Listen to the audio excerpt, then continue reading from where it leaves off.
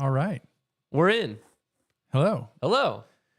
And welcome back to the Ramblestream. This time we're here for number 76. 76. As always, tell us if you can or cannot hear us. Please. We think we've got it all figured out. We think we got the technology working. But yeah, we're back for another Ramblestream. It's gotten a little chillier here in northern Indiana. It was really warm. And then it decided, it's not cold, but it's down in the 50s and 40s. And Gary. What did Gary say? Coming in. Come on. OMG. Sound and video is good. It's a miracle. If it was Christmas, man, we'd be super happy. Yeah. I don't know what that's supposed to mean.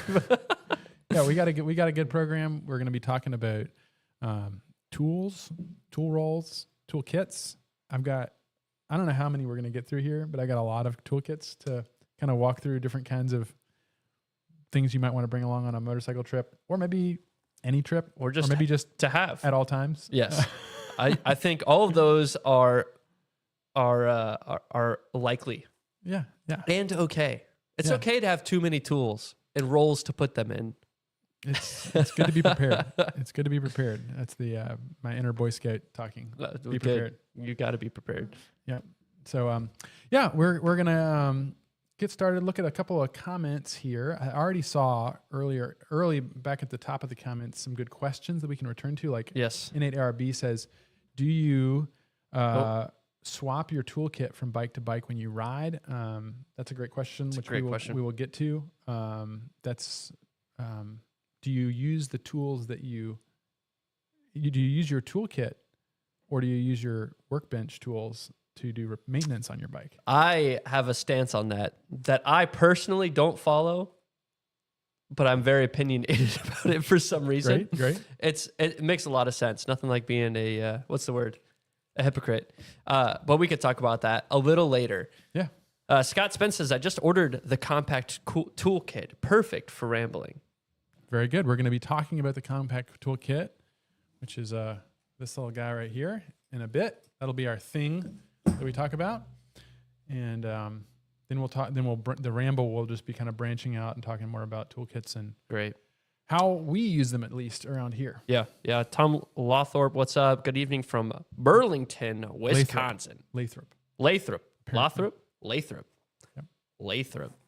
Halcyon 450, number 1008. Griffin 250, 149, 17 Kawasaki ZX 14R. Holy cow. An 87 Yamaha Virgo 535, a 96 Harley Davidson Lowrider, a 98 Harley Davidson Ultra, sipping on some seltzer water. Nice. You know, I picked a random comment just with a ram. They got on my face with a check-in, and it was the longest list. That's good. That's a great example. Says, howdy from Central North Carolina, 100th anniversary Road King, sipping on Mountain Dew Code Red. Hey, Red Dye 40 is really bad for you, so you better watch out. Never know what's going to happen. Well, I'll go ahead and get started on my introductions here. As we always say, this is we want you to engage here in the comment section. That's really, you can do so. We're right now we're broadcasting to YouTube primarily. That's kind of where we're really targeting this, but we're also going to Facebook and LinkedIn, which I just stuck on there because you can, and because why not? I'm actually, as weird as it sounds, it seems like to me, I wouldn't, if I was looking at different social media platforms and thinking what I would like, it would not be like corporate LinkedIn. Right. But I'm humbled and honored. Yeah, right. Exactly. But it's actually one of my favorite. It is my favorite, other than like YouTube, for engaging with not only amazing content, but the people that do that. And it takes a little bit of, I think, curating. But you got to sort through the humbles and the honors and all of the people who want to connect with you just to sell you something. That's the perpetual. But once you get through that, it's pretty nice over on LinkedIn. And people really engage more with like longer form writing. I found if you post a video, at least in my experience, it doesn't really do anything. And so it's a great place to kind of get new. I mean, a lot of the Ramblers Companion started off on LinkedIn. Yeah. I mean, Great place to honest. test an idea. Yeah. So we're also on LinkedIn. So if you are there, you can comment as well. But anyway, your all's comments are how we hear from you. We get to talk to the camera, but please post up and follow the following format, which is my name is Richard Worsham, founder and lead designer here at Janus Motorcycles. I am broadcasting along with Jansen here from Goshen. We're broadcasting from the Centro Stile. It's our the design center at the fabrication shop, about half mile south of our main headquarters, downtown Goshen. Very close to my house. My house is like between the two. A little hop, skip, and a jump. Hop, skip, and a jump. And I ride a KLR 650 and a Halcyon 250 number 68, which is still unnamed, but it's coming closer. Okay, you're giving me crap for not having the motorcycle that I don't even have yet, or it's even built a name, and you don't even have a name for a motorcycle you've had for 10 years? No, not that long. It's like a 2018 or something, I think. 2018, I think. Okay, but still, sorry. It's true. Sorry, 7 years, it's 8 true. years. And I am sipping on the complete off-brand lime sparkling water. Better goods. Better Like goods. Target, maybe. No Spindrift today. No spenders. Man. Not the good stuff. My name is Jansen, also broadcasting from Goshen, Indiana, soon to be rambling on Griffin 450 number 5, also unnamed. And I am sipping on a nice, healthy, respectable Monster Energy. Cheers. It's a mistake. And last time I did this, I was so The jittery. volume just kept going higher. I and was higher. getting more and more passionate about whatever we were talking about, but I'm here for it. Mike says, did some cruising and hardcore street racing in Goshen in the early 1980s. Nice. Was there a scene for that back Yes, then? there was. Yeah, cruising. That's pretty cool. You didn't know this? No. Yeah, so downtown Goshen was kind of like renowned in the area for cruising. That's what Really? the cruise in, the one Friday night, the first first they do, Friday. they've kind of like allowed it, but it was a thing apparently. That's pretty cool. I don't know how far back it goes, if it goes back to the 60s, but I know in the 80s it was popular. I would imagine driving down Main Street and your low rider pulling into Olympia for a milkshake. People would just make circuits around downtown. See, that sounds pretty sick. Yeah. Yeah. That's a vibe. I think it got kind of out of control. I would imagine. And it got shut down, but as all good things do. Mike Skidmore says, met lots of cute girls in Goshen. Wow, me There too. were thousands of cars back then. Not sure why they banned it. I would imagine it got pretty out of hand, as you were saying. Yeah. As you were saying, we've got Quillbilly from Washington. Currently, his current bike is a Quillbilly. 1969 Honda Cub, and waiting on Halcyon 250 1,189. Serenity. Named Serenity, sipping on some white wine. Very nice. Welcome to I don't recognize that name, so welcome to the Ramblestream. Welcome to the Ramblestream. Well, cool. We got any other good comments?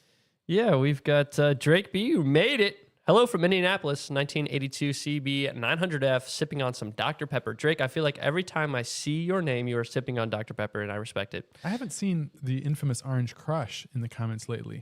I don't know where he is, but he needs to get back on the stream. Steve says, hi, guys. Been a while for me, but sipping on an all-day IPA. Gosh, that is this absolute staple. Mm-hmm. Getting Halcyon 250 969 ready to go soon. Well, Steve, we've got an episode for you today talking about your toolkit, what you should take on your motorcycle when you get out there riding when the weather turns around. There we go. So I guess I'll let's start with time for a poem. Yeah, absolutely. So I'm actually really excited about this one. There's an antique store in South Bend. I think what's it, Picker's Paradise. I can't remember what it's called. Picker's Paradise. That's a great name. Anyway, it's a really good antique store. I can't remember if it's Picker's Paradise or if it's Michiana Antiques. But anyway, they're very close to each other. It's a favorite for my wife and I go pick. But there's one of them, whichever one that I just know where they are, has a phenomenal bookstore in the back. Like really? The one booth, instead of being like antiques, is just a highly curated collection of books. That's pretty cool. And they have books on like an entire shelf on transportation. And it's not, these are like, it's not just like going to an antique, like a thrift store. Like they've picked the books. They're not cheap. They're like, are they like first edition this? yes, Okay. they are. I'm jumping ahead in the story. I'm Yes, sorry. they are. They really are. And they every single book in there, they put a new like cellophane dust jacket on it. Oh, And it's really that's nice. pretty cool. So anyway, I was perusing the poetry section thinking, oh, I could get something for the Ramblestream, also the motorcycle section and all the other There's a trains. there's a motorcycle section. There's a motorcycle section. There's trains, airplanes. They have like, I mean, every genre of literature. That's pretty cool. Authors by alphabet. Yeah, it's quilting, gardening, Of course, any hobby you woodworking, could ever boat, imagine. the boat building section is I'm sure it's really good. incredible. That's Anyway, cool. so I found this book. It's kind of, well, actually I found another one or two books of poetry by Richmond Lattimore. Richmond Lattimore, I don't know if anybody knows his name, but if you're familiar with Greek history and just ancient classical history, Yes. he is one of the more famous translators of Homer. Okay, cool. And so he translated the Odyssey and the Iliad, and I love his translations. Yeah. Really, really beautiful. And he apparently was also a poet. I didn't really know that, but I was like, Richmond Lattimore. You didn't know it? No, I didn't know that. He And was a poet and you didn't know it. so there you go.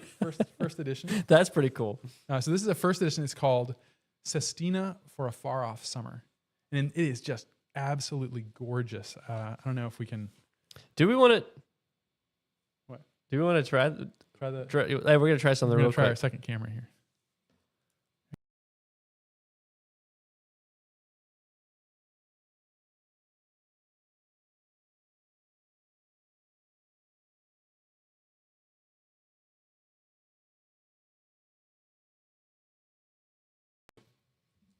Just find a hole. Yeah. Really cool. Anyway, I was like, this guy's probably got some good stuff. Gotta have. He's a he translates, the ancient Greek, Homeric Greek, not just Right. ancient Greek. Right. And so anyway, I was reading it over the weekend, and lo and behold, this one's really good. We don't have audio on camera too. No. So, well, hey, that's it. When we switch over to it, it cuts the audio. audio. Oh, okay. Well, you got to see it. Well, we will keep that in mind when we go to the toolkit. Well, hopefully it's set up a little different. It's not on the main, but we'll Okay, figure it out. see. We'll figure it out. All right, this poem is called, if I can find the right page, this poem is called The Birds Across the Sea by Richmond Lattimore from his collection Sestina for a Far Off Summer, Poems 1957 to 1962. The names of birds are near heart's heritage in our lines of song and story. They will not leave our minds. These names are here, and on these pages painted in their glory, the book-writ birds appear. Wryneck, by fordone or lovesick maidens fastened on a wheel and turned by night and hidden from the sun by day and song by moonlight, thus to steal back the beloved one. Jinx torquila, brown, barred, and with the woodpecker's long toes to use for climbing.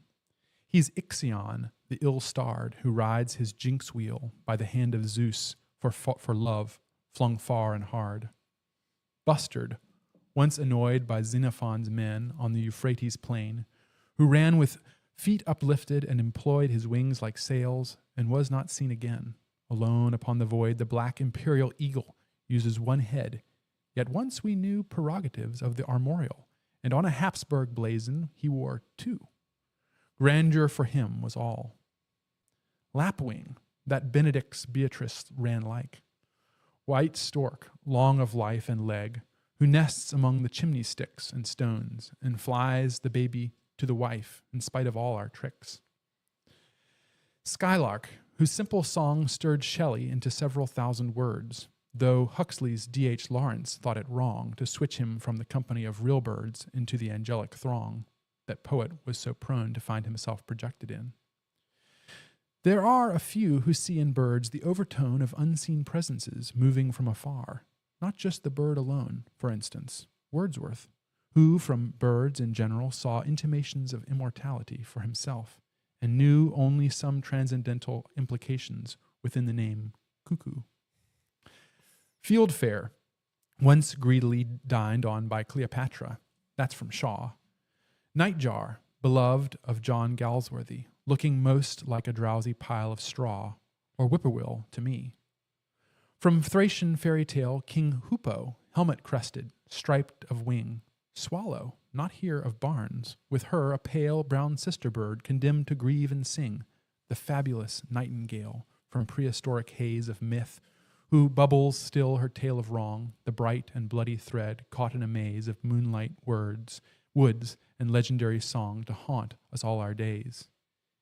Kingfisher, not as here shock-headed, but streamlined from beak to wings to bolt his blue dive down the atmosphere, whose nesting stills the winter sea and brings the halcyon time of year. Names of birds, always where books will be read and stories still will be remembered, in a not too festered air, bright and so literate for all to see. The birds will still be there. Right? That was a call out for Janus. I'm just saying. He knew before we did. Right? So yeah, I did not know that poem was in there or anything about That's it. pretty but cool. As I was reading, I thought, well, there it is. That's perfect. We'll probably revisit this with some more. There's a lot of other good ones in here. He said the thing.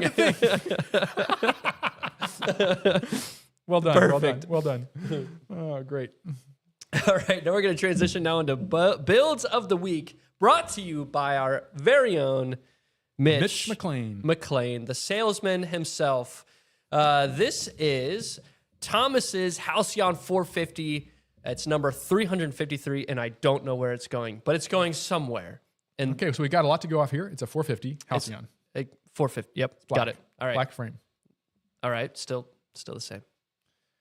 So this is it starting off. That's how all our bikes start off on the stand. Is it me or does that one always seem a little provocative to you? We got black leather. Nice. We're really seeing it come together here. Top plate installed. There's the handlebars, the exhaust. You're going too fast. Well, I just don't know what's important here and what we want to look at. This is I guess this is a good kind of look into. Yeah, this is it coming together. Like you're getting kind of a snippet into the shop too. Okay, I'm thinking maybe we have blue. I was about to say, I wonder what color. Yep. There it is. So this is our indie. This is, what do we call this color? You're asking the wrong. I used to call it American blue, but I can't remember what the actual term now the is. Indie Racing green is the green. Do we have an Indie Racing blue? No, we don't. That would be French Racing blue, and it's a little lighter. Okay. Let's go with American blue. Or maybe blue. it's Milwaukee blue. I can't remember. It is reminiscent of some of the early 20s and 30s color schemes. I'm a huge fan of this blue. Okay, so we've got copper with double pinstripe, first of all, with a copper primary and a silver secondary pinstripe. There's your number plate or your pedestrian slicer. We got ducktail exhaust or fenders, fishtail exhaust. We'll see if he has fishtail exhaust. All right, look at that coming together. For whatever reason, I always like this phase of the build because you can see it. You get like right here is when once the fenders go on, you know exactly, like you can picture it quickly in your mind. Engines in, airbox. There's your inner workings. Their cross section of the airbox. Headlight visor. Then we got a incandescent. This is not an LED headlight. Headlight visors, and he's got the copper feather logo. And it looks like it's on the ground here. Let's see what it looks. Oh, let's see what. There we go. That's a good looking motorcycle. That's a classic. Brushed stainless exhaust, black leather, saddlebags. You know, I think I'm not sure. Bar end weights. But I think this is a color that we don't offer regularly. It's a stock color, but you don't see it as often as some of the other colors, especially with the copper. The Very copper nice. And even the black leather looks really good. Mm-hmm. I do like the black with the blue. Yeah, really that's nice. sharp. All right. Got another bike here. Next we've got. Oh goodness, you're gonna have to help me with that first name. Godofredo. It says Halcyon 450, number 354. It's going to Hawaii. Hawaii to Godofredo. Must be a Italian. Gosh, that is such a good color. Yeah, that's saddle brown. That's the sergeant seat. Got his handlebars. Exhaust. We're going through the same. We're going through the same thing. Yep. We're just going through the whole album here. 354. Oh, we got that is. Is that I can't green? even, is that green or black? I can't even tell. Looks like That's- charcoal. Charcoal. That's why it looks a little green. With copper single pinstripe. And the copper pinstripe just goes so well with the saddle brown. Yeah. Oh, and he's got a fuel bottle mount there. If you go to that Oh previous yeah, I image, see it. Yeah. with the matching leather. Gosh, strap. that's nice. Mm-hmm. Oh, we're going backwards. Looking good. Wheels are on. Copper is actually, I want to say, one of the most popular colors this spring that Yeah. I've seen. A lot of copper bikes. It's like, it's just loud enough. Like I Mhm. feel like the silver's just a little too quiet, and then the gold is like kind of pretty in your face. Was it this? Yeah, this week I saw on the stand a Bengal silver bike with clear coat Ooh, with silver pinstripe. was it the Griffin? Yes, a Griffin. Silver on silver. It looked Yeah. really good. Yeah, It's I very saw that one understated too. because you couldn't really see it very Yeah. like it's like black on black, but Right. yeah, not that. It's not that But blending. you can in. really see it. But Yeah. Yeah. good looking bike. Let's go to another one here. This is Mark. This is Halcyon 250. It's number 1,172, and it's going to Arizona. Arizona. Frame. He's got the tie down loops installed on the front. Nice. See? We get more comments about those tie down loops Really? than a lot of the other people will point those out before they point out the leading link fork. Seriously? Like it's a brilliant idea. I'm like, It's a great idea. yeah, it works. Oh, finger. Okay, so we got this is our desert brown leather Yes. with a wide line seat. Cream primary. This is our Aga cream primary color powder coat on the tins. And if we can maybe get a good shot of that pinstripe, what are we looking at here? There's It looks like better one. black with copper secondary pinstripe. So double. Yeah. Yep. Black primary pin with copper secondary. And then he's done the, I think that's black. The Halcyon logo in the black. Yeah. Very nice. Whew. Polished exhaust and knobby tires. I like the look of knobby Mhm. tires. Another incandescent headlight. Look at that polished. Oh, look at that. Nice. There it is. 1172, folks. And then our last one, this is a demo bike. So by demo, we mean that we're building this bike for Test us, for test rides. It's Yep. it's for me. Yeah. Specifically. Actually, this if this is a demo bike, then this one will probably be. We did a video 2 weeks ago on what it's like to ride the Halcyon 450 Uh-huh. on board with me, Yeah. and we'll be doing another one of those videos of the 250. Nice. And I think we've learned some things about our audio even from that one, so it should be even better than the 451. But we'll be Nice. doing a scale comparison with different riders on it again, and then I'll take it on a little spin. We haven't had any 250s going through though. Okay, this is a Griffin 250 polished engine fins. This looks like the satin black Yep. with gold single pinstripe looking bike with a luggage rack. What color leather are they going to do? Black. There we go. Nice. Very nice. We should do we should put in I think there's a way you can do polls.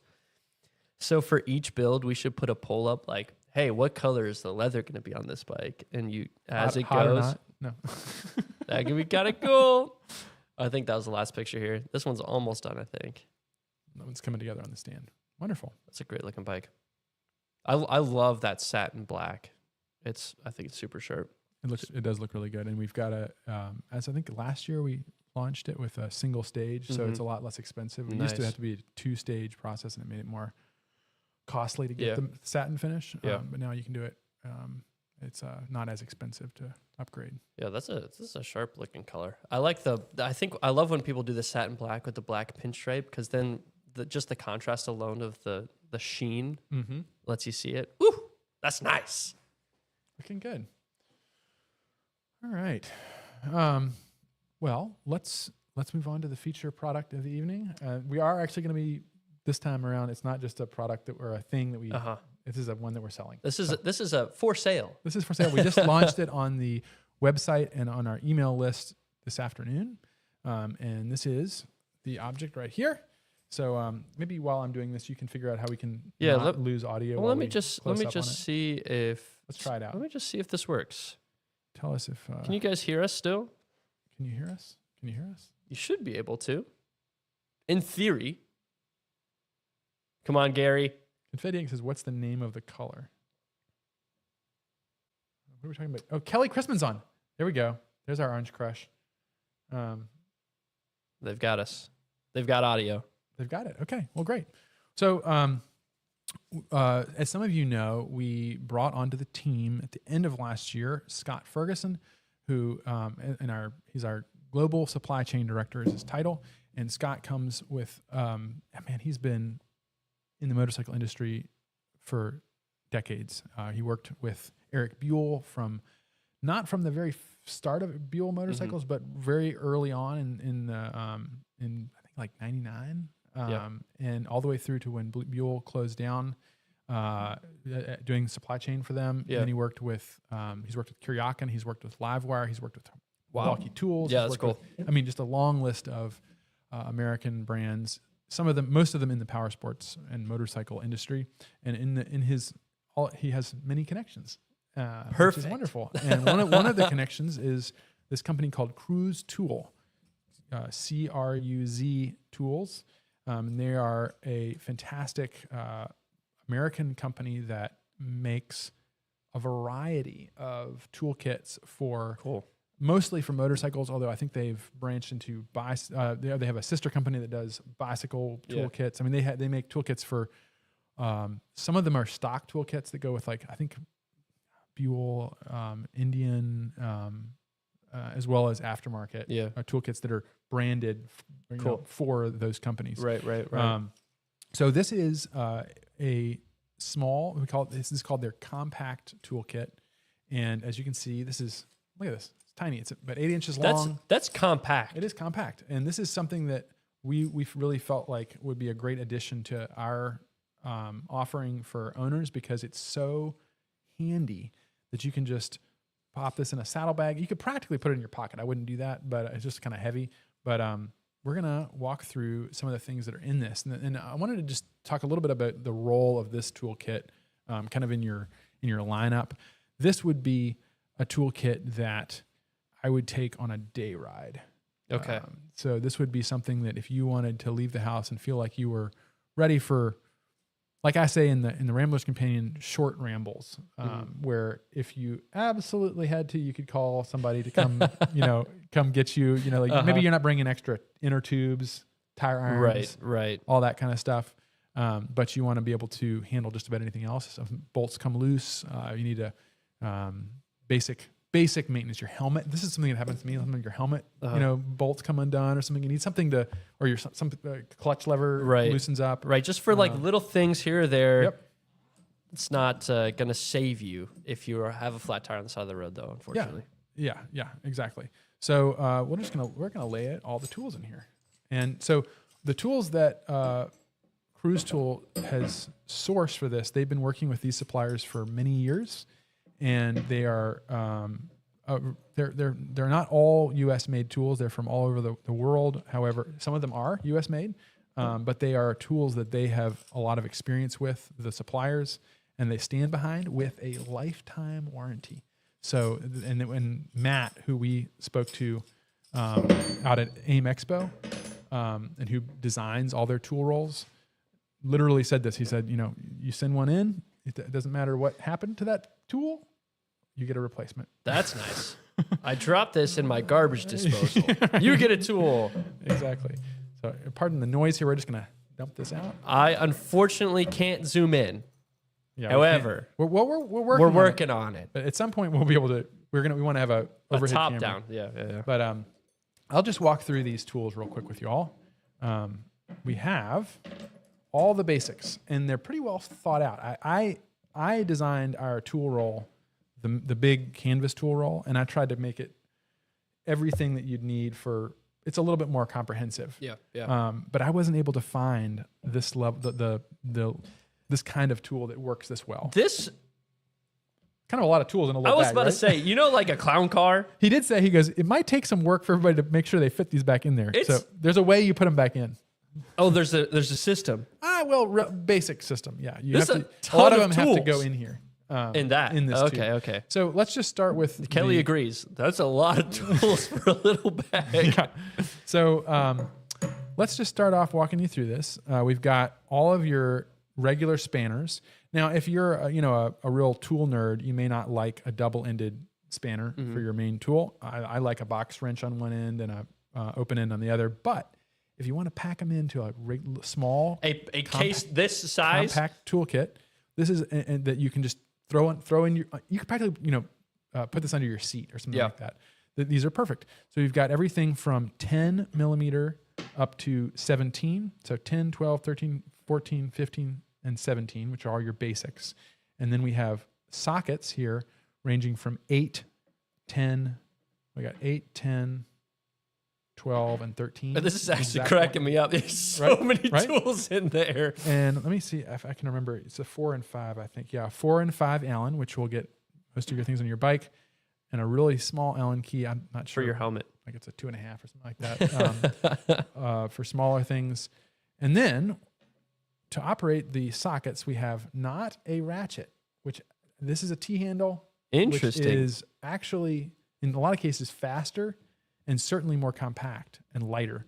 So the beauty of these is that you can either just use it like this. Comfort Yankees waiting to see you pack it back up. This will be the ultimate test. Can you get everything back in here? You can either just use it just like this, and of course it's adjustable. I don't know if y'all can see. You can slide it toward the middle. Nice. Or you can get some extra leverage like that. Or it comes with, in addition to the... oh, gosh. That wasn't me. It wasn't me. In addition to that, you have an extension. Nice. That's So cool. this is a really... basically everything you need to do with a socket. So there you got that. It also comes with this awesome, this is the kind of thing that I could not find. That's cool. Little Cruz Tool 4-piece. So it's got small, double-ended Phillips and square bit. Nice. Screwdriver. This is as big as anything you're going to need for roadside quick maintenance. Yeah. Fantastic small little tool there. And then what else we got? We got a tire gauge. High quality. These guys these are not just off the shelf. These are selected for their durability and the fact that they've used them for a while. Cool. And this is an interesting one. This is Cruz Tool branded, but this is a, what would you call this? An adjustable wrench. Yeah. But this is the size of this is a shorty. Huh. But it's the big guy on the end. It has a bigger jaw. I'm going to lift this up here. So it's got a large jaw with a short handle. That's really interesting. So otherwise, that would not fit in your little compact bag. It would be too long. And it's got a nice big round handle, so you can put a lot of weight on this thing. So I don't know if I definitely say this, but I bet you I could use this to get on a 250. Yeah, both axles loose. Yeah, for sure. Not on a 450. You'd need an extension on this for the rear axle on the 450. But this is an example. Maybe I think a great example of the experience they have and what they bring to it. Last Old School says it needs a needle nose. Needle nose would be a good addition. I think the great thing about this is if you can fit it in there, maybe you replace a tool, maybe one that you don't think you'll need, and you put in a set of needle nose pliers there. The last thing in there we do have a set of feeler gauges, and we also have zip ties and wire. Huh. So repair. This is just like your jury rigging kit. Right. And we also will be offering this. We will be selling one thing that this does not come with to do your valves is the tappet wrench, but you can get that separately from us. And that thing's tiny. And that's tiny, so that would fit in here, no problem. So I think we've got everything there. Oh, and last but not least, we have our spark plug tool.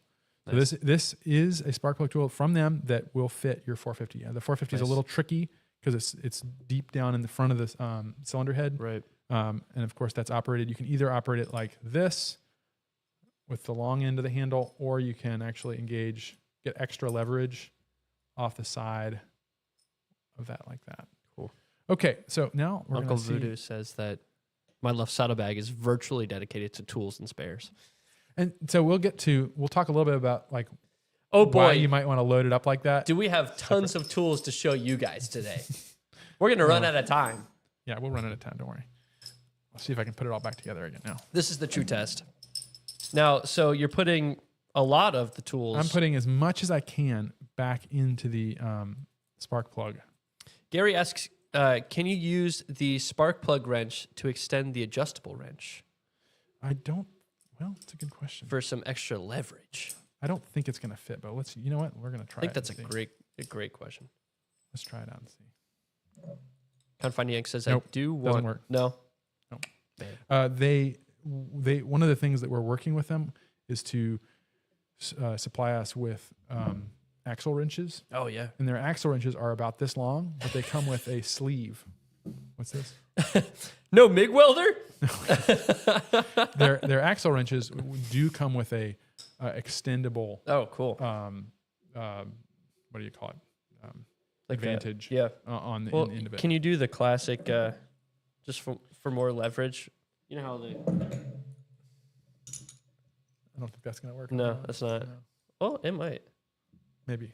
Get some more You leverage could here. bust your knuckles up pretty good. Yeah. just Somewhat, you can figure out how to bust your knuckles. Yeah, but if you're in a situation, it's either bust your knuckles or sleep outside, Right. There you go. or have to swallow your pride and call somebody to come pick you up.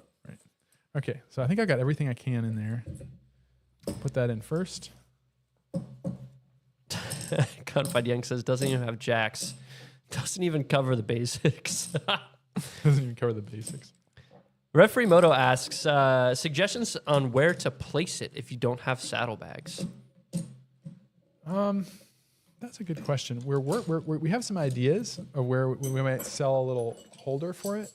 Nice. But we haven't come up with that yet. This is just so small that there's so many places you could put this. Yeah, definitely. We're not too concerned Right. about. You could probably put it right under your seat, Yeah, you could like kind of by the.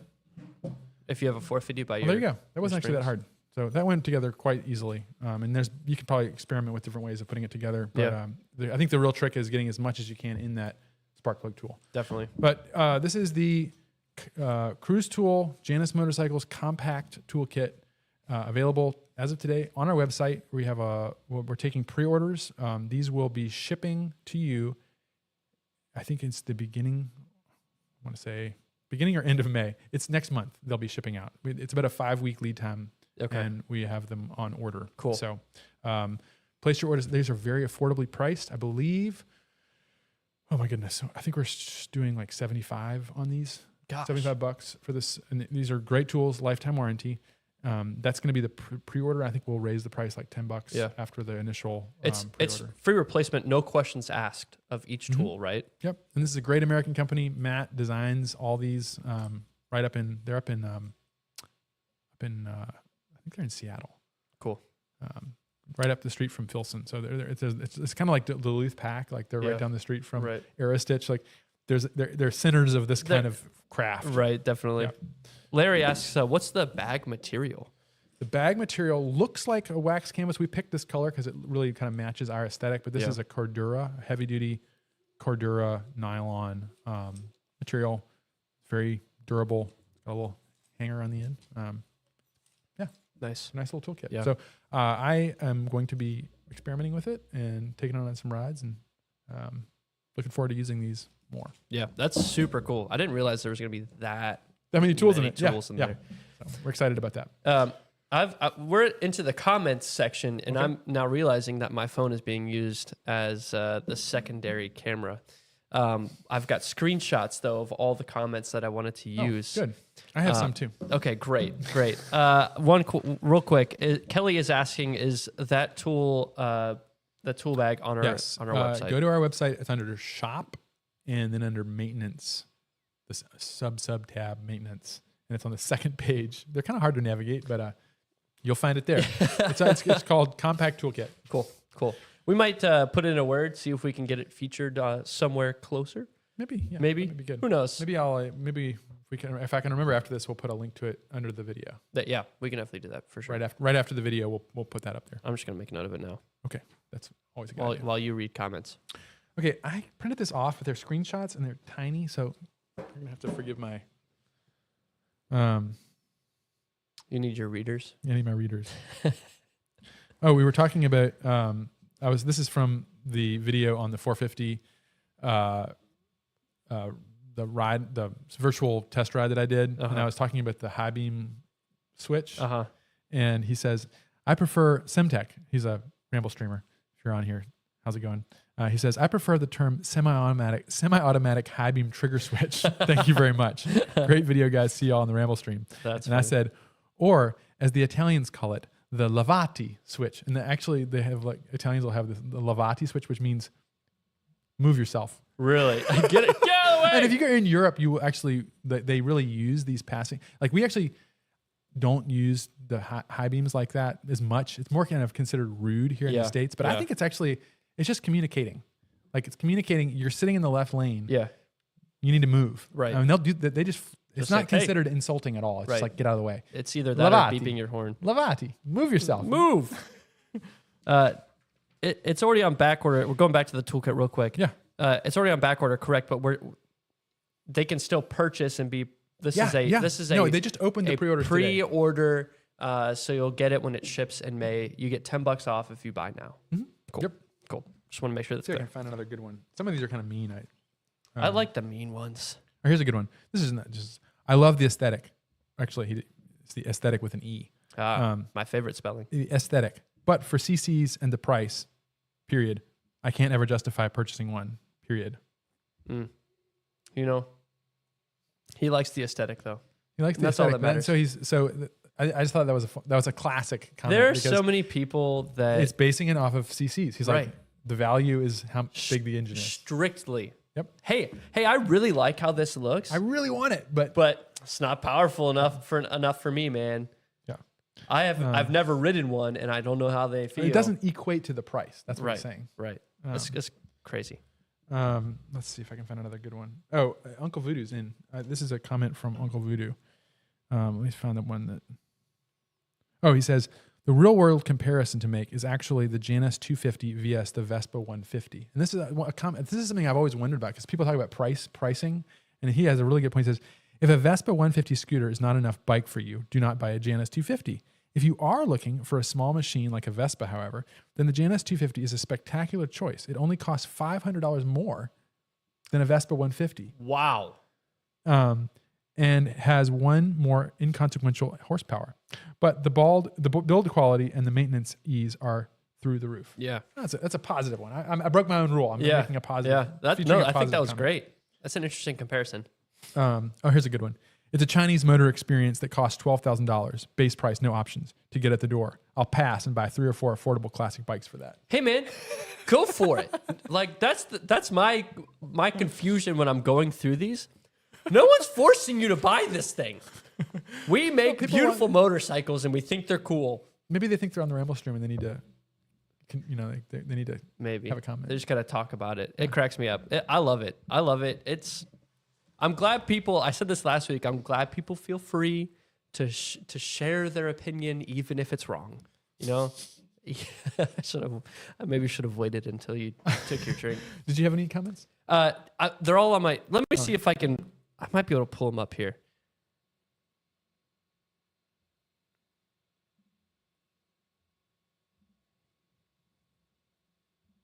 Bear with me. All good. Oh my gosh. We can kind of get maybe while Jansen's trying to open his photos, another good toolkit. There we go. He's already there. Go ahead. This one's a good one. A very expensive POS. Looks good, but it's lipstick on a pig. I don't think we need to say any more of that. That's good. That was a good one. Great looking bikes, but poor choice of name might limit sales due to piss taking, excuse me. That's a good one. I took some more screen. There was one I took on Friday. I'm zooming through these. I'm getting lost. I'm getting dizzy. This was from last week, right? I think so. Yeah. No, that was it. All right. Well, we're good. We're good. We'll keep moving. Gosh, it's so funny. Lipstick on a pig. If you all have see any good comments, you can definitely shoot them in. Send them in. They're good. If you hear any good comments, those are good too. I like it when people passing comments. I love that. In-person comments are great. All right. News and events at Janus Motorcycles. We've got this weekend, we had a fantastic Discovery Day, first of the season. Not a whole lot of people. It's typically that way. And especially when the weather's not great. We had a kind of spitting rain. But I took everybody on a test ride. I got a little wet and we had a good time and we didn't get cold. It was actually not too cold. Got basically kind of dusted the cobwebs off of our Discovery Day practice. We had a couple of new Janus team members join to kind of get the experience before we hit the next Discovery Day is almost sold out. Cool. That's going to be April 26th. And that one is almost full. So if you're interested in joining a Discovery Day, sign up soon. The summer ones, they get packed quickly and they sell out. Yeah. It's such a fun experience too. Yeah. It's, you're free to come to the shop anytime. We appreciate it if you send us an email, but if you don't, that's fine too. You can just drop in. But the Discovery Day is kind of more of a special kind of like we really focus on you and that's all that's happening. Right. And so I enjoy them because especially the small ones, actually, I have to say, the small ones are really fun because you really get to know the people. And I often find that sometimes when there's a really big group of people, nobody really wants to ask questions. Yeah. And when you get small groups, they break out of their shell a little more. So we had a lot of great questions. We gave them a whole tour, showed them our milk run video and test rides. So it was a lot of fun. Next one, as I say, is April 26th. Tomorrow, I'm not sure if we featured this bike already, but number 337 450 is headed out. And I wanted to mention this one because I think we have mentioned we did we're working with a community school in New Jersey, and all the students it's a school that focuses on the trades and engineering, and the principal there has managed to get the school to buy a Janus motorcycle. Pull over their eyes. They don't need to know what it's really for. It's educational. Don't you know? Yeah. No, he's got this for the students, and they're going to be working on the idea is that they're going to redesign. I came up with the problem, but to redesign the front suspension so that it does have dive. Because I've always wanted to kind of play with that to eliminate the anti-dive. So we're meeting with them end of next week, and they might have the bike by then. I hope so. This is the first of several meetings, but basically just a Q&A. I'm really excited, but the whole design team has gotten on the Zoom call with them. I don't know. It's really cool. Fun to just be engaged, and we hope that they have a lot of questions. So that bike is headed out to a bunch of school kids. That's How awesome. cool is that, right? That's great. They can't even ride it. Not yet. Anyway, next up is the design crew. We are planning a BDR, which if you're not familiar with, a BDR stands for Backcountry Discovery Route. We're going to be doing, I hope, we're still kind of tentative, but we've got it on the schedule, and we're seeing if all the bikes are ready. It's not going to be any fun. No, not any fun at all. We're going to do a BDX, which means that it's a loop that comes back on itself, and it's basically a off-road, as much as possible off-road trip through Pennsylvania. And I think it's about a 4-day trip we're going to be doing. It's about 4 hours to get there, and we're going to take a bunch of Griffins. Nice. So all of our prototypes, basically. Nice. And the whole design team, the goal is basically to get everybody on the design team more familiar with the bikes, and also to break them. Yes. I beat you to Try it. Try to break See them. what we can break. So we're looking forward to that. And last but not least, I think I've mentioned this already, but I got the bug. Man, it started 2 years ago. On the podcast, it'll come back. The podcast that I did for a while, Why We Ride, featured a guy named Panhead Jim. We talked about choppers, and I've wanted to build a chopper for a long time, And so It's happening, everybody. I think it's happening. I got the tires. You behind can't me. back I out. bought the tires. So You bought the tires. I You bought have the the tires. frame. You it's can't gonna back happen. out. It's going to happen. So we're building I'm building with, well, I guess I'm just saying, I am directing an incredible team. And I'm going that are to going to help me here to watch. build a chopper, and we're going to try and enter it in all the big motorcycle shows next year. That's going to be so hand built, cool. I hope, hand built the one show, and Mama tried. Gosh, it's going to be so cool. So maybe we might have something to show. I mean, who knows? We could have it all done by the owners rally. Yeah. Probably not. It's probably going to be coming together last minute, like those things always do. Right. But the goal is to really just go crazy with one of our designs and not make it production ready. So don't try and buy this bike, because it's a custom, like completely customized from the start. We're hardtailing a Halcyon 450. Gosh, it's going to look so good. Carbureting it, and we're going to put a raked front end on it. A Richard built chopper? Yes. And it's going to have a sissy bar. Gosh, it's going to be so good. So, I'm so excited. Drake B is asking, can you participate on any bike? I'm assuming he's referring to the Discovery Days. The Discovery Days, no, they're not really a like group ride so much as it's you can ride your bike in, but we want you to experience a Janus. So the whole point is to discover Janus motorcycles.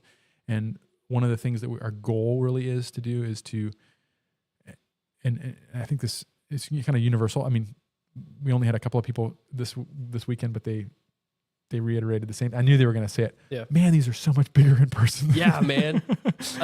I think, did I say this last week? Or I don't remember what I'm saying anymore. The weeks are combining. But when I first started working here, I walked in and was like, this they're is bigger. Yeah. These are huge. But yeah, the goal, as I say, is to really come in. A lot of times we had this weekend, we had a guy fly in from down in Alabama, and some people are comfortable. I think probably many of you all are comfortable buying one of our bikes. Maybe you've watched enough YouTube videos that you felt comfortable doing it, but some people really want to see them in person before they buy. And this is a chance to do that, to see them in person, to ride a Janus motorcycle. So we give everyone who comes, as long as you have a motorcycle endorsement and you sign our waiver, a chance to ride any of our bikes, any of our demo bikes. So any of the models. And that's what we do, even if it's raining. Now, sometimes even when it's snowing, but no ice or salt. So that's hope that answered your question there. Charles is asking, what happened to the flat track team? Flat track team. We'll have more updates on that. Confed Yank says, I feel this is going to be a KLR motor. Well, funny you should say that. It's not going to be a KLR motor. Of course, it's going to have a Janus motor. But I was talking to the flat track guys about what carburetor would be best to switch it over to. And he's like, well, you should probably use a Harley continuous velocity 40 millimeter carburetor. And I'm like, wait, really? Because you know what that is. I don't. That's the same carburetor that a KLR 650 runs. Oh gosh. I have like 4 of them. It's just a KLR. It's just going to be a KLR. And so it's going to be a KLR carb. And so I just thought that was very poetic. Richard, you're gonna build a chopper and it's just going to look like a KLR. No, I mean, I love my KLRs, but I'm not. I mean, you could chop I think I've actually seen a chopped KLR. That would be crazy. But it would take a lot of. Speaking of lipstick on a pig. Yes. You'd really need a lot of lipstick to make a KLR like a beautiful chopper. I would love. That's not their goal. I would love for someone to try. I would watch the journey. Rev Moto says he did all of his research strictly based off YouTube videos. And you have provided, I think, a lot of other people on YouTube a lot of good information through that. So Rev Moto has a couple videos. Yeah. We talked about him last week too. I think did you do the when John delivered the motorcycle? Yeah, in the snowstorm. Yeah. That's love it. That was I really enjoyed that video. A kickstart on the 450 chopper would be cool. Yeah, that's might be out of our Are you gonna do capacity? I don't know if we can do that. A suicide shifter? Yes, that's the plan. Gosh, I'm so excited. Yeah, it's gonna be so good. So suicide shifter. The main thing is I don't want to have any controls on the bars. At all. Yeah. So I want to run an internal throttle, and obviously it's a chopper, so no front brake. Right. And let's see, no front brake, and the clutch is going to be a foot clutch with a as it should be. Shift. So you're just gonna have one handlebar, is what you're telling me. Yeah, right. No, but just super clean. Nice. That's gonna look so good. A lot of it's going to have to kind of just happen on the fly. Right. So we don't know exactly what it looks like, but I've got a rough rendering of it. Yeah. Cool. Well, we're not going to show you that yet, but I think what we are going to get into is some tools. Oh yeah, some tools. We got tons of tools, and by we I mean Richard. You bring in your toolkit. I should have. I definitely have one. All right, Definitely. Okay, of And course. consult. It's 2 DeWalt power drills. Oh, all right. And that's about it. DeWalt, man, huh? I'm a DeWalt guy. I mean, yellow. You're talking to a Milwaukee guy Yeah. right here. Sorry, I can't talk to you I'm anymore. even wearing a Milwaukee vest. We're gonna have to do this stream with a wall in the No, middle. my brother who's works on boats uses DeWalt, and See. I think it's really interesting that they break down by trade. Like Yeah, folks that yeah. work more with wood, Yeah.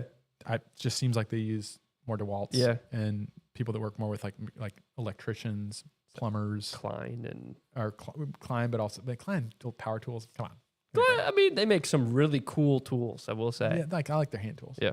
But Milwaukee is more on the, the Machinist. Yeah. Side. Yep. Yeah. They also happen to work with us, so Which we built them a bike. Well, that's they give us pretty lots cool. of tools. Uncle Voodoo says you should put a steering wheel as your handlebars for your chopper. I came very close this weekend to buying a motorcycle with a steering wheel. That's such a crazy sentence. What does that even mean? It got stolen out of underneath me. A Cushman Truckster. I had a. Oh, is that what you guys were looking at the other day? It's a three-wheeled. And guess what? It has a leading link front suspension. Man. It would have been amazing. It was a little truck, 3 wheels, and it's technically registered for highway use as a motorcycle. Wow. So you could get a motorcycle plate on it. Wow. Leading link. Kelly asks, how do I get the $10 off the tool bag? So if you order them now, it's $10 off. Yep. The price, basically, the price is going to go up in like a month. Right. So once they become available in our store, that's when they'll go up $10. So if you buy now, if you pre-order them, you get $10 off. And the sooner you pre-order them, the sooner you get it. Bam.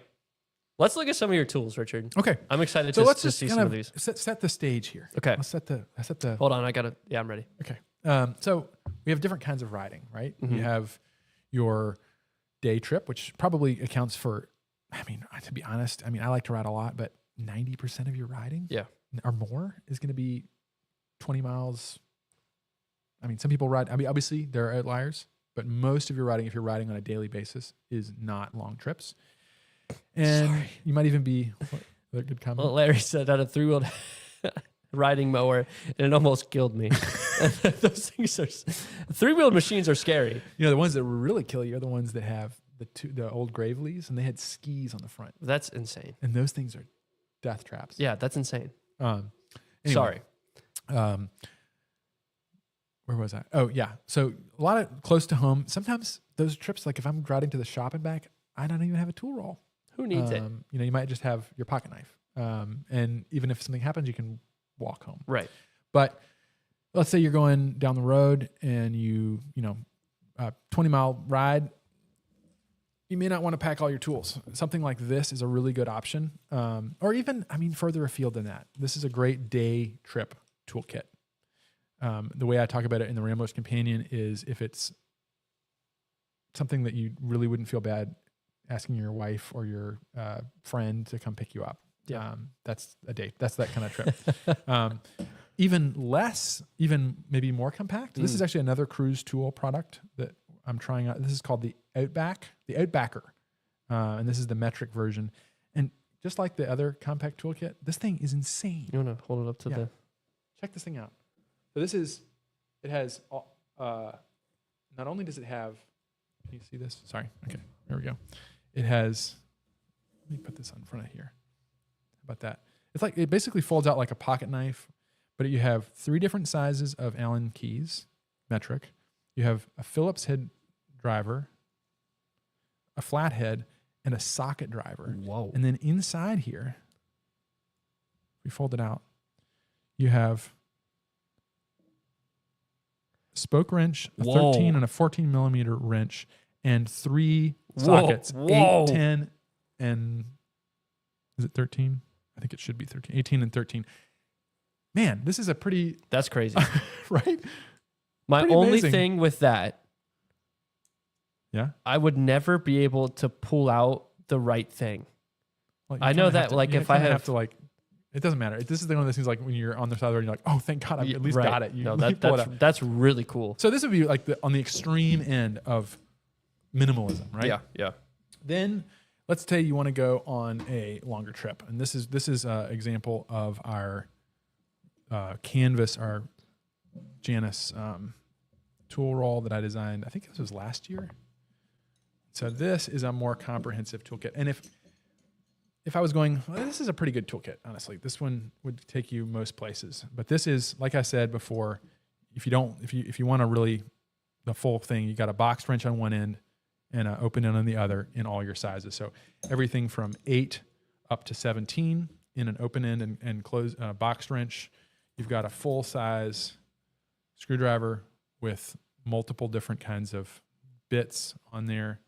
You've got, I even have a little caliper, not a dowel caliper, a slide caliper. I have a socket driver. I have extension. You got all your deep sockets from 14 down to 8. You've got this thing even has the big honking. Holy smokes. This one would be for what is this for? It's required on one. I'm going to draw a blank. It's required for something on your Janus. It's not your top plate. It's something it's like you've got your socket. This is the one that we sell, the deep spark plug tool. You've got your tappet adjuster tool. This works it's a 3 millimeter and a 4. So this is for 450 and 250. The goal with this toolkit was I really took a lot of time to lay this out so that it works for both the crank. What does that say? Your crank bolt cover. Crank. Yes, you got it. Thank you. Perfect. Crank bolt cover. Racing the sun. Oh yeah. Thanks, Felix Brothers. You got all your Allen keys. There's room for more in here too. I've got a break off razor knife, and down on this end I've got zip ties. I've got safety wire. I've got extra wire. I've got duct tape, and then the other thing that this has in here are tire irons. So these are Motion Pro. I do list these on the website with this tool roll if you want to get them. We do not sell them. But these are for the 450, which is what the last time I used this, I was going on a 450 trip. I have another set for the 250. They're aluminum. These are kind of like the nicest tire irons you can. They make a titanium set too, but I like the aluminum because you have the minimum chance of marring your rims when you use them. They work. Damascus steel tire irons maybe. So this this is a longer trip toolkit, and then when I go on a camping trip, off road, maybe you're really going to be beating the bike up. This goes inside of. I have one of those plastic ammo boxes, and you can put gasket material. You can put RTV. You can put plumber's putty, which is a fantastic extra thing that I just recently learned about. It's you can fix a case crack. Yeah, right. With that, and this is a more comprehensive toolkit for longer trips. But this is something that maybe you don't want to have to be carrying. Look at the size comparison too. Compare the weight difference on these two, big difference, and different applications. And last of all, let's just talk about some other basic tools. Yeah. Tools you might want. Hold on. I'm jumping around here. This would be the auxiliary to your full toolkit, which if you're riding off, doing a longer trip, you're going to need this too. Right. And this is your tire kit. So I do have tire irons. I keep them in this one, but this is everything else you need for your tires. So you've got, you could run. You sneaky dog. I see what you've got in there. Where? What's this? Oh yeah. Rambo's companion also fits in there. You just got to keep it on you, Got a Rambo's companion in there. Yeah, that's the important part. You got a tire gauge. You've got, and this is all pre Cruz Tool kit. So this is what I take. You got an inner tube. If you really are cutting it close, you can just run a front tube and use it in the rear tire, at least on any Janus. And that's what I've done here. This is one piece of equipment that I would replace every year. That's the worst thing can happen is you get your tire off, you put the new tube in, you put it all back together again, and then it leaks again. So these are $15. Just get another one. Just get to it. Just get another one. Do it now. Here's your plumber's putty. Nice. Fantastic stuff. Gary was asking if that big tool roll is on our the website. It is. Yep. Cool. Yep. Then if you really are doing your tires, you've got your rim holder. So this will hold the tire on one side while you're installing the rest of it. And then last but not least, this was given to me by a customer. Cool. Is this Kelly? Who is this? Kelly, did you get this to it wasn't Richard? Kelly. These are really cool. I'm going to forget the name of the brand. Quillbilly says the book for waiting on a friend is a must. This is a tire pump. Ooh. Air Moto. And this thing is awesome. You can program it to the pressure you want. That's cool. And then check this out. This comes out and it just screws right in. USB-C. That's pretty cool. So here's your technology for you. Right. I used to have one of those little tiny Bell bicycle pumps, and I've used it. And you're on the side, you're pumping that thing for a long time. This is pretty handy. That's pretty cool. And you can use it as a battery bank. Oh, that's nice too. Anyway, that's pretty cool. It gets hot. That's one thing. If you're pumping up a tire, you will burn yourself on this thing. Really? So anyway, that is your, what have we got in the bottom of here? A surprise goodie. Oh, charge cable. There it is. That is your everything you'd need if you're going on a longer trip. You could jury rig something with just about anything. Yeah, for real. That seems very extensive. Okay, and then the last thing, we're kind of going over a little time, but that's all right. Last thing, I just wanted to mention a tool that I use on a regular basis is, and this is probably the one I use the most when I'm riding. This most valuable. Is this? Would you say this is the MVP of your toolkit? Might be. I mean, it's not the most. It's not going to get you out of the fix like the other ones, but you might use it more. This is your helmet visor cleaner, and I use this. There's nothing more satisfying than stopping, cleaning off your visor, and then riding and being like, "Holy cow! I can see now. I can see again. It's crazy. The bugs. I use this stuff called Novus. I've gone through over the last 8-10 years like 4 bottles of this stuff. Wow. I have a bottle basically on every bike. Yeah. Because I use it so much. Right. And a microfiber, and it will actually, it's just fantastic. It will not damage your visor or your sunglasses. Cool. And I keep it in a McMaster car bag. And I use that constantly. As anyone at Janus will tell you, if they've ridden with me, they'll know I'm out there. I'm cleaning my visor. I prefer the go to a gas station and grab the little windshield paper cleaner. Oh my God, I see people do that and just scratching their visor to pieces. You know, but it does a great job. Really cleans it up fast. And then your face stinks. Have you ever noticed that? It smells horrible. I kind of like the smell. It smells kind of nice. The dead bug smell? No, not the dead bug smell. Like the little. Have you ever looked in one of those tinge of soap? No, I choose not to. I choose not to look at those. I use that constantly, so that's one that I would highly recommend, just because it allows you to enjoy the experience more. There you go. I have a lot more, but maybe we don't need to ramble on too much longer. I'm good to ramble for a little bit. Okay. Well, we'll do. Uncle Voodoo says he keeps a damp sponge in a Ziploc bag. How long does it stay damp? And if you put it in a Ziploc bag, but does it get moldy? Well, you have to replace it. You can't just leave it. Yeah, that's fair. I'm not gonna show all of these. No, but this one is another. This would be an example of a different kind of kit. So okay, this is. I mentioned before that that peasant knife that we featured. I keep it in another kit, and this would be an example of like a do-it-all. This is a little bit beyond EDC. This is like maybe like being prepared for a little bit more. It's like you put it in your car. Monthly carry. Yeah. Little MC. Yeah. So this one, I love. These are Maxpedition. It's these bags. They're kind of like military grade. Yeah. Do they have like molly webbing on the back? Yep. Yeah. Fire starters on the front. Oh my gosh. We're going to get prepping here. Holy cow. But this is, you got your multi-tool. You got flashlights. Here's your peasant knife. Oh, well, that's strike 2. Your peasant knife. And then I got to do a shout out for Chase, our resident engineer. He turned me on to the mini Nipex. Those are pretty cool. So if you know what a Nipex is, these are German pliers, and they're like the Rolex of pliers. They stay clamped when you let go, right? They don't stay clamped when you let go, but they don't.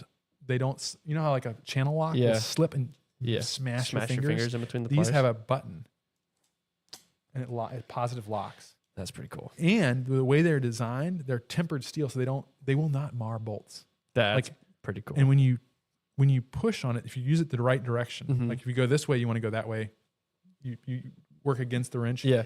You don't have to lock the wrench. I think you can that's just what I'm push thinking against of. the back of it, That's cool. and it will not mar bolts. That's really So cool. if you can actually use this on like a Janus motorcycle's axle, and it's not going to like put big chunks out of it. And that's just it's just a sphere. There's no You might have a hard time with just the sphere part, Right. but like then I would use it on the nut, On and the then I nut would use itself. a Phillips head driver Yeah, on the other side. yeah. But anyway, this is the smallest. Well, actually, they make one smaller that Chase has, but the big guys. I used to recommend if you're use this as an axle wrench. Yeah. The bigger ones, but get a little more leverage. you get a little more leverage. They're just so cool. They're small. They look good too. Yeah. It's a good looking tool. German. I think it's actually called. das It's gut, actually ja. called Kniepex. Of course it is. You got right in the rain. You've got a bandana. You got a knife sharpening kit, paracord, compass, earplugs. What else we got? I see a spork in there. You got a spork. Yep. Yep. Titanium. Chapstick and its own little holster. And okay, these are cool. These are really cool. I'm glad we opened this one. This is This is a company. bag that, full I of think they're in goodies. Chicago. okay. U.S. company. At least they're in Illinois. Called. Oh my God, I'm gonna forget the name of They're called Storacell. And these are battery storage things. I've been using these for a couple of years now. I have a lot of them at home. They make them in like different colors. They have one that's glow in the dark, That's cool. but you can put your batteries in here and they just lock in. Really? So I use them. If the battery is not used, it's flat or negative side in. So you just know, I would forget. right? That's cool. That's very cool. So you just don't have random batteries flopping around Right. in your bag. And if you use a flashlight or whatever, having some extra batteries is great. You even got some of our Walrus oil Janus motorcycles leather treatment. Gosh. But You anyway, literally got everything. yeah, you it's could fun. possibly think of. It's you can just throw this in your pack or your car or your motorcycle saddlebag and have basics for if you break down and you can't get it fixed. Yeah. You can make do with maybe a little bit of. Yeah, you can mostly make do with it. That's very. That's very an cool. example. I just wanted to bring that one up because it is a toolkit. Yeah. But it's not necessarily just for motorcycle maintenance. And I have it's fun to put other kits together. Like you have like your ham radio kit. Right. What else? What other kits do you You need? can have a ham radio kit. Obviously, my tire kit is in one of these. You can do kits for a sewing kit. I have one that's a sewing kit. Nice. Which you'd be amazed how handy that comes in. I can only imagine. And many, many more that are, and they're fun to put together. And it also provides an opportunity to get back to what some of the two questions we asked right at the beginning. Yeah. Do you use the same kit Do you on use all the your same bikes? kit on all your bikes? / do you have like specific home Dedicated. tools? Like what does your Yeah. dedicated tool set look like? So I think that we can answer both those questions. Like, do you service a bike with Yeah. your toolkit or with your shop tools? Yeah. And do you have a dedicated toolkit for each bike with the same answer? Okay. Go I ahead, was Jansen. gonna Tell me what you would say do. my answer. Tell me what you do. Yeah. I don't do this. I don't know why I'm so opinionated on it, but I think you should have a toolkit, one for home and then one for each bike. Okay. Because Why? I know myself really well. And the likelihood that I won't put a tool back where it goes Mm-hmm. is very likely. So I'm going to get into a situation where I'm on the side of the road in the middle of nowhere and I'm not going to have a 10 millimeter wrench because I left it at home. So I guess there are two ways you could that problem that you mentioned could be answered. You're saying that just use your home tools so that the tools stay in the toolkit. Is that why? Well, yeah, like if you're at home, use your home tools. When you're on the road, use your toolkit tools. So I have the exact opposite answer. No way, seriously? Yeah. So my answer to that is that whenever you're working on your motorcycle, you want to use the tools that you're going to have when you break down. Because there's two reasons for that. One is you need to be familiar to use those tools so that you actually know that they work. What is the balloons going on here? I think you just held up the piece and it created the There we go. balloons. We're learning new things. That's crazy. You want, that's my theory is you want to use the tools that you want to practice, which is what you change your tire at home or you do your valves at home. You want to practice doing that on the side with what the tools that you're going to be using on the side of the road. Uh-huh. The second reason is if you use those tools in your garage, they stay with the toolkit. You're not like pulling random tools down. Right. And the third reason is if you're using that toolkit, you're checking it to make sure that the tools are in it on a regular basis. It's not just like that's sitting fair. somewhere Okay. and then Yep. tools getting lost. And then you get this, you break down and then you're like, oh, I lent that tool to so-and-so. I get it. I get it. So that answers, to me at least. I mean, I think that there's benefits obviously to Right. both perspectives. Right. The idea that I would, unless the motorcycles are completely different, Mm-hmm. I would use the same toolkit on all my bikes.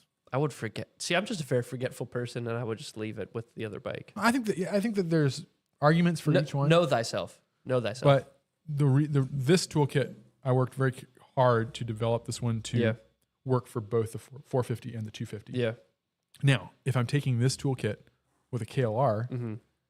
or another bike, obviously you need to think about it before you take it. Right. And you need to make sure that you have the right sizes for everything. Right. And that's why usually when I go on a KLR, it's a much bigger bike. I put it in the Army can. And it has a lot of extra room, stuff. right? Then I can put a bunch of extra. Right. Like, You can put you can put a roll of duct your- tape, and it doesn't matter. The KLR doesn't care. Your Nipex. The big boys, Right, you can right. put. The BMW guys when they do like iron butt, like that's where I've basically got this tool roll idea from. Mm-hmm. Is the IBA, the Iron Butt Association, has a list of tools they recommend for the iron butt rally. Yeah. And I mean it's like Milwaukee drill. Like they What? have they have everything that you could possibly want. And now there's an argument for the two extremes. I think the argument for this is, and it's not just an argument like only bring the tool in case you plan on breaking down. Uh-huh. That's one philosophy. But the philosophy I take to it that Ken Miller, our engineer emeritus, told me about is if you bring a bunch of tools, like a lot of tools, and he gives the example of this guy who brought a spare tire. He had so many tools that his bike actually broke. He broke the subframe and he wore out his tires faster because he had so much junk. So there's a balance you want to strike between, on a motorcycle, it only has so much capacity. Right. You want to make sure that it's not too heavy, that you're just like over preparing. And that's, I think, a Rambler's challenge is don't be over. Yeah, I think there's a trust balance. Like, there's a trust. you want to be portion prepared, there. but you don't want to be like over prepared doesn't sound bad. Right. But if we take over prepared in the sense of just carrying everything in the kitchen sink, Right. that's actually It becomes as much of a detrimental. problem. Right. I think having too much, because you may not actually make it there. you also have to like trust, because I would hope that you're maintaining your motorcycle before you go on this long trip, right? So like I would hope that you trust the work that's been done previously to take and you. expect it's a motorcycle. and You should prepare for the bike so that it's ready to go. Right. Exactly. Yeah. Exactly.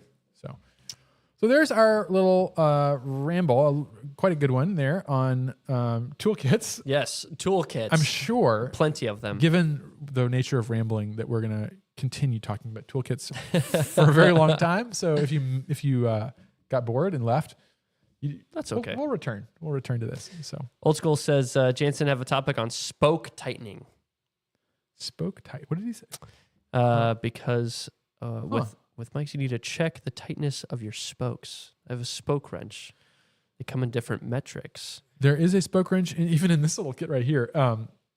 The trick with spoke tensioning is you got to be careful. Yeah. You can really throw your wheel out of whack real easily. Yeah. If you do decide to do that, what I recommend is just taking a wrench and tapping the spokes. That's actually, if you go into our shop and you listen most days, you hear the tuning. ding, ding, ding of Brent truing wheels, and that's how he does it. But you can very easily tell if one spoke is loose that way. Yeah. And then you can apply gentle tension. You don't need to tighten it up crazy tight to that spoke. Otherwise, if you feel like your wheel is loose, what I would recommend doing is every single spoke, starting with like an eighth turn, just all the way around, a little bit tighter. Yeah. And then if that fixes it, you're good to go. If you need to do it again, but just do gradually to all the spokes at once. Yeah. Because if you do it wrong and you tighten 3 spokes too tight, it will throw your wheel out of true. And then you're going to have bigger problems. Right. Let's see. Good night, Kelly. Good night, Kelly. We'll see you past his next bedtime. week. I get it. It's about time for my beauty sleep. You guys ever make that video on changing a flat? Did we? No, we haven't. I don't think we We have. need to do that. That'd be good. That's a great idea. Thank you for the idea. It may involve gently laying your bike on its side at the moment. That's how I've done it in the past. Very Or gently. propping it up. Putting a blanket over it. That's making actually sure- one thing that I usually keep in my tire kit is a ratchet strap. Nice. That's a great idea. Well, I think that's Any all last we comments? I think that's all we got here. Okay. Well, thanks for hanging in there. We still got almost 50 people on the stream that are still chewing the fat with us here late on the Ramble stream. Thank you. Ramblestream after hours. Ramble stream after hours. Thanks for joining us for 76. We will be back next week for Ramble stream number 77, where we'll have a better and Hopefully a different program. a We'll figure it top-down out. camera. Who knows? If you have any suggestions, send your emails, comments, questions to rambling@janusmotorcycles.com. And we don't get a whole lot yet, at least. So we'll definitely respond to your question. the inbox is open, so send right. away. We'll most likely read it live as well. So thanks for tuning in, and we'll see you next week. Bye-bye.